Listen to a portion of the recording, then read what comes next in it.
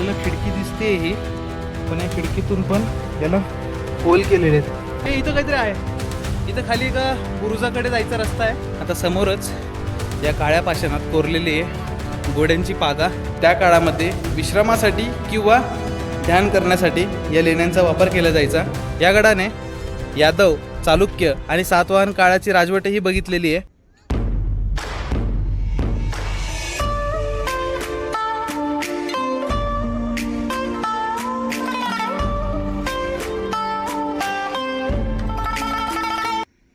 नमस्कार मित्रांनो, मी रवी पाटील स्वागत करतो तुमचं नवीन व्हिडिओमध्ये.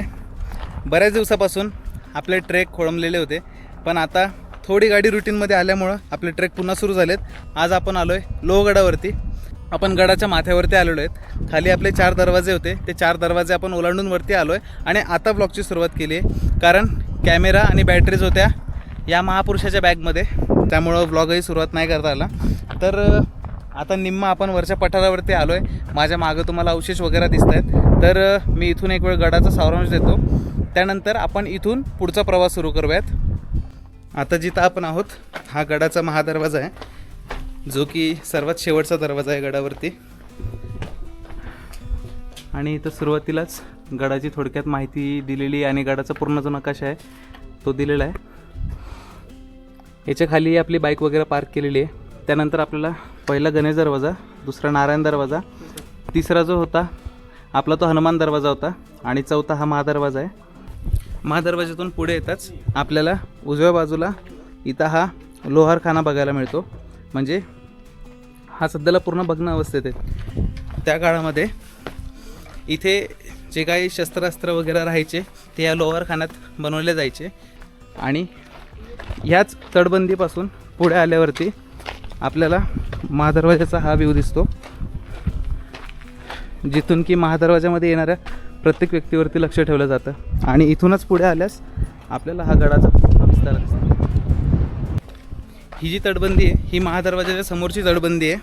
आणि इथून खाली जेवढे दरवाजे आहेत आणि गडावरती येणारी जेवढी वाट आहे त्या वाटेवरती इथून नजर ठेवल्या जाते, की जेणेकरून येणारे शत्रू लगेच नजरेत यावेत. याच महादरवाजापासून डाव्या बाजूला आपल्याला ही दर्गा बघायला मिळते, जी की सध्याला बंद आहे, त्याला लॉक वगैरे लावलेलं आहे. या गडावरती दर्गा म्हणजे या गडाचा उल्लेख इतिहासात 2000 वर्षापूर्वीपासून आहे. याबद्दल मी तुम्हाला सांगालच.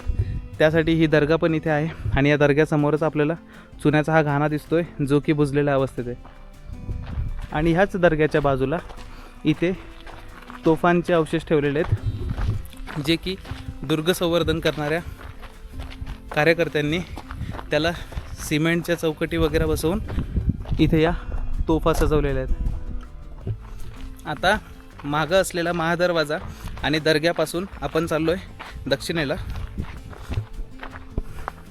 दक्षिणेला येताच आपल्याला समोर हे पडक्या अवस्थेत असलेले घरांचे अवशेष बघायला मिळतात, जे की त्या काळामध्ये इथे राहण्याची वगैरे सोय केलेली असावी त्याचेच हे अवशेष आहेत. कारण इमारतींचे अवशेष आहेत हे लगेच बघण्यावरून लक्षात येते. आता समोरच या काळ्या पाषाणात कोरलेली आहे घोड्यांची पागा. म्हणजेच पूर्वीच्या काळी या ठिकाणी घोडे जे काही प्रवासी राहायचे किंवा सैन्याचे जे घोडदळं राहायचं ते घोडे वगैरे बांधण्यासाठी आणि त्यांच्या विश्रामासाठी अशी जागा केलेली असायची. आता आपण ती घोड्याची पागा बघणार आहेत, जी काय सध्याला अशा प्रकारे कोरलेली आहे. 2 खोल्या आहेत तिथे, तिथे एक आहे आणि इकडे एक आहे. तर सबसे पहले हम इसमें जाएंगे.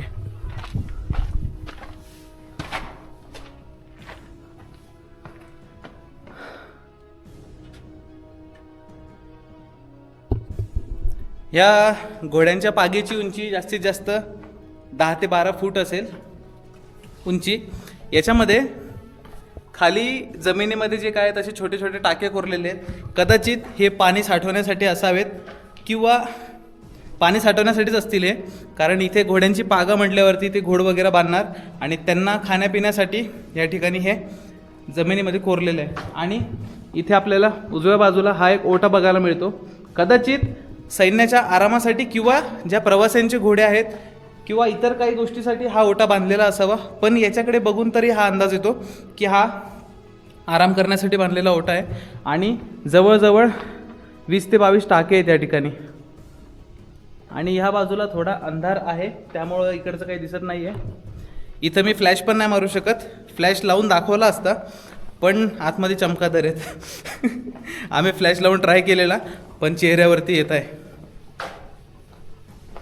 ही अशी वास्तू होती घोड्यांची पागा.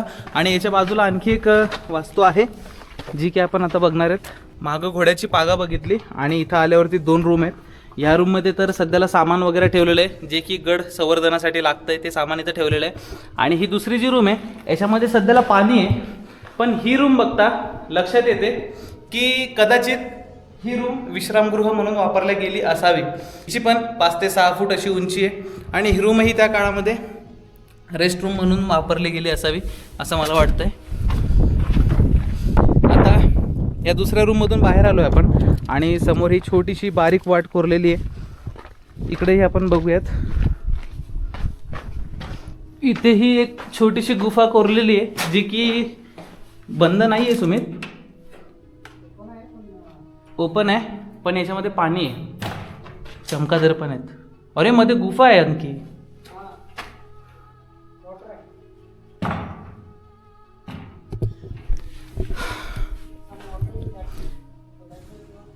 इथं आणखी एक गुफा आहे जिथं की मी आलो आहे, पण इथे मध्ये जाण्यासाठी पण वाट आहे, पण आतमध्ये पूर्ण पाणी आहे. आणि तिथं समोर आपल्याला भुयारही दिसतंय. जाण्याची इच्छा आहे, पण याच्यामध्ये पाणी असल्यामुळं मी मध्ये नाही जाऊ शकत. आणि चमकादर पण आहेत, तो ये धाडस हम नहीं करते हैं और यहाँ से दुसरी ओर चलते हैं. आता इथूनच उजव्या बाजूने आपण या तटबंदीने पुढे चाललो आहे. त्याआधी मी या गडाबद्दल थोडक्यात तुम्हाला माहिती सांगतो. लोहगड हा खूप जुना गड आहे. लोहगड याच्या अवतीभोवतीच भाजे केव्ज आहे आणि पळसे लेणी आहे. या लेण्या जेवढ्या जुन्या आहेत म्हणजे ह्या बौद्धकालीन लेण्या आहेत ज्यांचा उल्लेख इतिहासात 2000 वर्षापूर्वीपासून आहे. आणि त्याच वेळेच्या आधीपासून या गडाचाही इतिहासात उल्लेख आढळतो. हा गड तब्बल 3500 फूट उंच आहे आणि हा गिरिदुर्ग प्रकारातला गड आहे. या गडाने यादव, चालुक्य आणि सातवाहन काळाची राजवटही बघितलेली आहे. त्यांच्याही इतिहासात, त्यांच्याही कागदोपत्रामध्ये या गडाचा उल्लेख आहे असंही इतिहासकार सांगतात.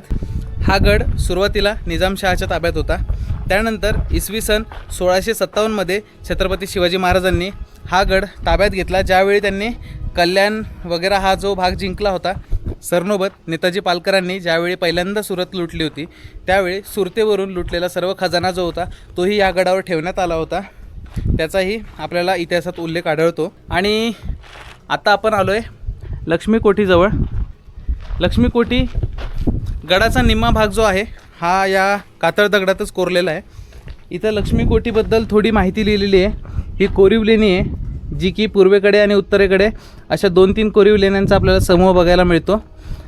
याच्यामध्ये ब्राह्मी लिपीत कोरलेले शिलालेख आहेत. आपण या कोठीमध्ये जाऊयात आणि बघूयात. जसं मी तुम्हाला सांगितलं की या गडाचा उल्लेख बौद्ध काळापासून आहे, म्हणजे 2000 वर्षांपूर्वीपासून आहे.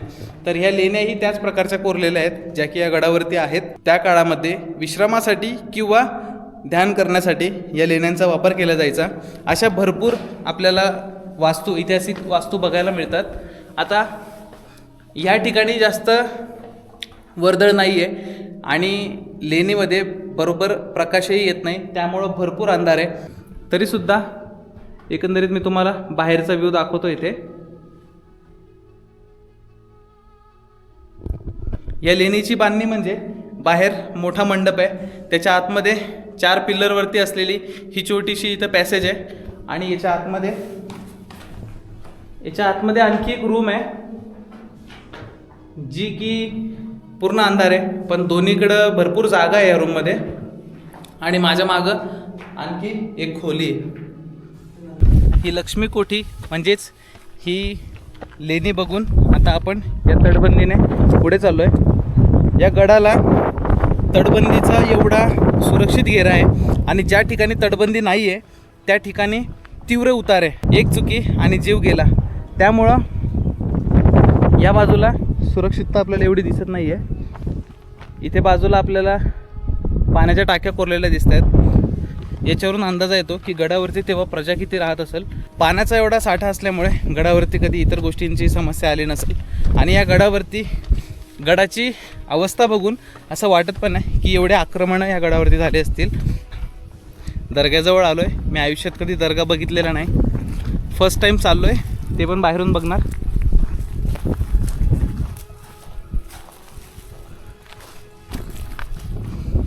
दर्ग्याकडे बघून असं वाटतंय की इकडं येणाऱ्यांची संख्या खूप कमी आहे.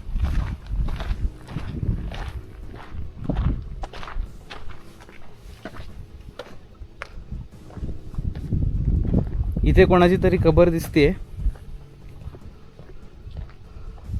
आणि हे दर्ग्याचे अवशेष जे की आपल्याला पडक्या अवस्थेत बघायला मिळत आहे. दर्ग्याचं पण थोडंफार बांधकाम केलेलं आहे, जिथे की ओटा वगैरे बांधलेला आहे. आणि या दर्ग्याच्याच उजव्या बाजूला इथे समोर पाण्याचं टाकं वगैरे दिसतंय, जे की पूर्ण कोरडं झालेलं आहे. दर्गा बघून आपण थोडं आणखी उत्तरेला आलो तर इथं आपल्याला दिसतोय शेवटचं टोक या गडाचं, म्हणजेच लोहगडाचं शेवटचं टोक, जिथं की आपल्याला एक झाड दिसतंय. आणि या झाडाच्याच मागं बघितलं तर समोरच आपल्याला हा भक्कम विसापूर किल्ला दिसतोय. त्या विसापूर किल्ल्याचाही एक बुरुज ह्या बाजूने दिसतो आणि जो काही पठार आहे त्याचा, तो पठारी भाग पूर्ण इथून आपल्याला क्लिअर दिसतो. हा व्ह्यू पॉईंटही म्हणता येईल विसापुराचा. आणि ही वाट चालली विंचू कड्याकडे.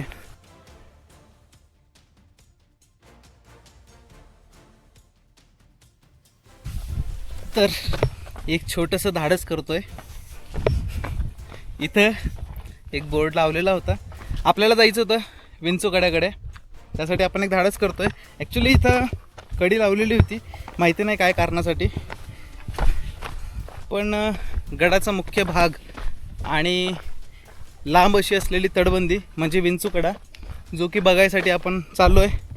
या शेवटच्या बुरुजापासून थोडं खाली उतरावं लागतं आणि पुढच्या दिशेला जावं लागतं.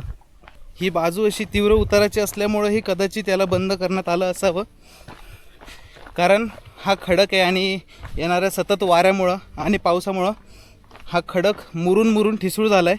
याच्यावरती पूर्ण बारीक माती आलेली आहे, म्हणजे याच्यावरती मुरमाचा थर आलेला आहे, त्यामुळंही कदाचित हे बंद केलं असावं. इथे समोर एक व्ह्यू पॉईंट आहे आणि इथून तटबंदीला खाली उतरायला जागा आहे. विंचूकडा हा गडाच्या पूर्व दिशेला आहे, ज्याची लांबी जवळजवळ 1300 मीटर आहे, म्हणजे 1.5 किलोमीटरच्या जवळजवळ हा लांब आहे. या विंचूकड्यासाठी थोडं आपल्याला खाली उतरावं लागतं. ठीक आहे, उन्हाळ्याचे दिवस आहेत, वातावरणातही थोडी थंडक आहे, असा अपभ्रंश करून घेऊ नका. गरमी होती आहे, तुफान ऊन आहे, पण आमचे नॅचरल चेहरे काळे आहेत म्हणून आम्ही हे धाडस करतोय.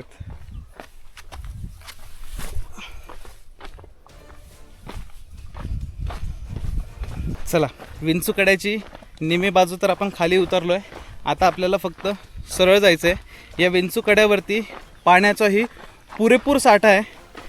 दोन्ही बाजूला तटबंदी आणि मध्ये पाण्याचे टाके कोरलेले आहेत. मागच्या उतारावरून आल्यावरती आपल्याला या तटबंदीमध्येच इथे शौचालय बघायला मिळतं आहे. हा आहे पहिला टाका, जो की पिण्याच्या पाण्यासाठी असावा, पण आज रोजी अस्वच्छतेमुळं हे पाणी पिण्यालायक नाही आहे.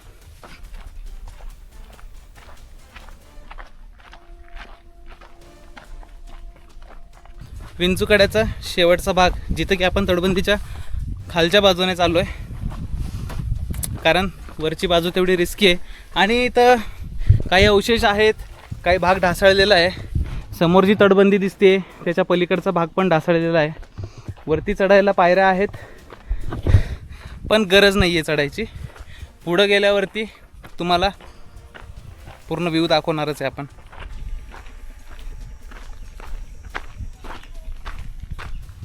तटबंदीचा शेवटचा भाग भरपूर निमुळता आहे आणि मी आतल्या बाजूने चालतोय. इकडे आणखी 4 माणसं झोपतील एवढी जागा मी सोडलेली आहे. आणि हृदयाला शांत करणारं स्थळ हे इथं काहीतरी आहे. इथं खाली एका बुरुजाकडे जायचा रस्ता आहे आणि इथं समोरच भगवा फडकतोय. आपण खाली जायचं. पहिले काय करायचं? खाली जाऊया. पहिले आम्ही खाली जातोय.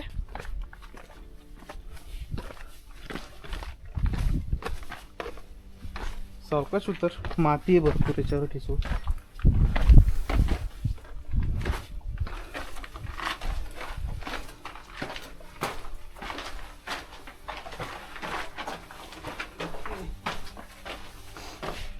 ही तटबंदी पण इथं ढासळलेली आहे. हा बुरुज आहे.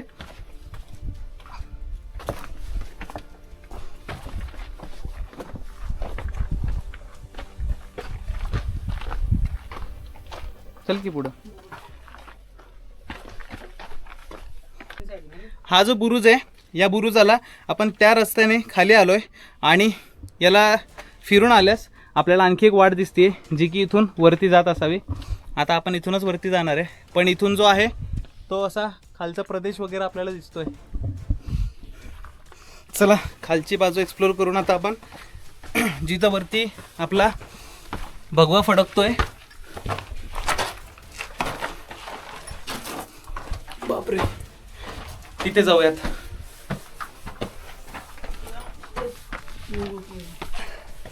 भरपूर निमुळती जागा आहे. हा जो दरवाजा आहे, आपण या दरवाज्यातून उतरून इथून फिरून त्या तटबंदीने तिथून वरती आलो आहे आणि आता आपण शेवटच्या बुरुजावरती आहेत. बदल काय राहतो, आम्ही आलो तेव्हा ते गेट बंद होतं. जसं मी तुम्हाला सांगितलं, आम्ही भीत तो विंचूकडा पूर्ण सर केला, सगळ्या गोष्टी केल्या. आम्ही यायच्या आधी कोणी व्यक्ती तिकडे जाण्याची हिंमतसुद्धा करत नव्हतं, कारण तिथं लिहिलेलं होतं काळ कुत्र तिकडे फिरकलेलं नव्हतं. होय. पण आम्हाला तिकडून येताना बघून या वरच्या टोळक्याने बघितलं की हा कोणीतरी जाऊन आलाय. 25 ते 30 जण आता त्या टोकावर जाऊन उभे राहिलेत. नवल आहे नवल. हा बदल घडवण्याची ताकद फक्त आमच्या सुमितमध्ये. Proud of you brother. विंचूकडा चढून आता आम्ही निघालोय महादेव मंदिराकडे, जे की गडाच्या मुख्य पठारावरती आहे. आणि आता वेळ झालेली दुपारचे 1. उन्हाचा असा पारा चढलेला आहे. टेम्परेचर पण 38-39 डिग्रीवरती आहे. गळा पूर्ण सुकतोय आणि आमच्याकडे फक्त एक छोटीशी बॉटलभर पाणी आहे. बॉटल मोठी आहे, पण आमच्या दोघांच्या हिशोबाने हे पाणी खूप कमी आहे आणि उन्हामुळं जो गळा सुकतोय त्याने त्रास पण होतोय. आता आम्ही ह्या झाडाखाली बसलोय. इथे मागच्या बाजूलाच वरती दर्गा दिसतोय आणि तिथून थोडं उजव्या बाजूला बघितलं तर महादेव मंदिर वगैरे दिसतंय. आता आपण मंदिराच्या दिशेला जाणार आहेत, कारण दर्गे तर आम्ही बघितलेत. आणि समोरच ही एक छोटीशी लेणी आहे, जिथं की आपण मध्ये जाऊयात. स्वयंपाकघरही म्हणता येईल. हां, उभं राहता येतं एवढी जागा आहे. म्हणजे 5.5 फूट उंची आहे या गुफेची. आणि एवढं थंड आहे की 10 मिनटं जर आम्ही इथं थांबलो तर 100% इथंच आम्ही झोपून राहूयात. कारण बाहेर जेवढं ऊन आहे त्या उन्हानुसार तर इथं खूप थंड वाटतं आहे आम्हाला. आणखी एक छोटीशी रूम आहे. याचा वापर नसल्यामुळं आणि येणाऱ्या पावसामुळं ही माती पूर्ण आतमध्ये वाहून आलेली आहे. चलो. लोहगड जसा पुरातत्व विभागाच्या देखरेखीखाली आहे, त्यामुळं याची ठेवणी पण एकदम छान आहे. म्हणजे गड एवढा उत्कृष्टरित्या राखला गेलेला आहे, त्यामुळं पर्यटकांना बघण्यासाठी गडावरती भरपूर वास्तूंचं जतन केलेलं आहे. ज्या वास्तू बनवल्या गेल्यात नाना फडणवीस यांच्या काळामध्ये, त्यांचा या गडाशी भरपूर इतिहास आपल्याला आढळून येतो. या तटबंदीने पुढे आल्यास खाली जाण्यासाठी वाट आहे. इथून खाली उतरण्यासाठी पायऱ्या आहेत आणि इकडूनही आपल्याला खाली जाता येते. या टाक्याची बांधणी म्हणजे हा जेवढा मोठा टाका आहे, एवढा घेरा आहे, तिथून खाली उतरण्यासाठी पायऱ्या आहेत आणि इथून दुसऱ्या पायऱ्या आहेत ज्या की खाली उतरता येतं. पण ह्या टाक्याचं ओव्हरलोड जे आहे, म्हणजे पातळीपेक्षा पाणीवरती जेव्हा येतं आहे, बॅक वॉटर जे म्हणता येईल आपल्याला, ते बाहेर काढण्यासाठी ही इकडची छोटीशी वास्तू बांधलेली आहे. म्हणजे ह्या इमारतीला इथे खाली होल आहे, ज्याच्यातून इकडचं ओव्हरफ्लो झालेलं पाणी या टाक्यामध्ये येईल आणि इथून या छोट्याशा बारीक जी दरी आहे, या दरीतून खाली जाता येईल. तर आता आपण इथून पाण्याच्या टाक्यात उतरूयात. पाणी बाहेर काढले तिकडे. ही जी इथपर्यंत आलं पाणी तेवढं बाहेर काढायचं. आपल्याला खिडकी दिसते ही, पण या खिडकीतून पण याला होल केलेले आहेत आणि हे होल जे आहेत आता हे बुजलेलं आहे मातीमुळे, पण हे होल ह्याच दगडातून त्या बाजूची जी मी तुम्हाला इमारत दाखवली त्या इमारतीमध्ये हे पाणी निघतंय. टाक्याची जी बांधणी आहे एकदम उत्कृष्ट प्रकारे, म्हणजे काय ती इंजिनिअरिंग केलेली आहे. चला तिकडून आपण खाली उतरलो होतो, आता ह्या पायऱ्यांनी आपण वरती जाऊ. गडावरती दुसरं मोठं टाकं म्हणजे षटकोनी टाके, जे की इथं शिव मंदिर आहे, त्या शिव मंदिराच्या मागच्या बाजूलाच हे षटकोनी पाण्याचं तलाव आहे. आपण गड दुसऱ्या बाजूने बघायला सुरुवात केली होती, त्यामुळे आपल्या हा भाग बघण्याचा राहिला होता, पण फायनली आपण पूर्ण गड फिरून इथपर्यंत आलो आहे.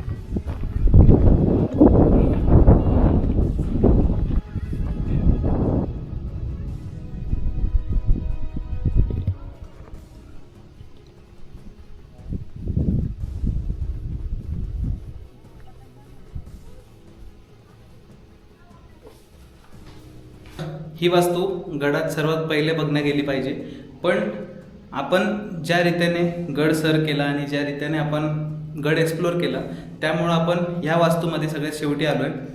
ही वास्तू म्हणजे जो पहिला दर्गा लागतो महादरवाजापासून पुढे आल्यावरती डाव्या बाजूला जो दर्गा लागतो त्याच दर्ग्याच्या बाजूला हे महादेव मंदिर आहे, हे शिव मंदिर आहे. या शिव मंदिरात आपण आलो आहे, दर्शन वगैरे घेतो आहे आणि याच शिव मंदिराच्या मागं त्र्यंबक तलाव आहे, त्याला षटकोन तलावही म्हणतात. फायनली पूर्ण ट्रेक यशस्वीरित्या पार करून आपण पुन्हा येऊन पोचलो आहे महादरवाजामध्ये.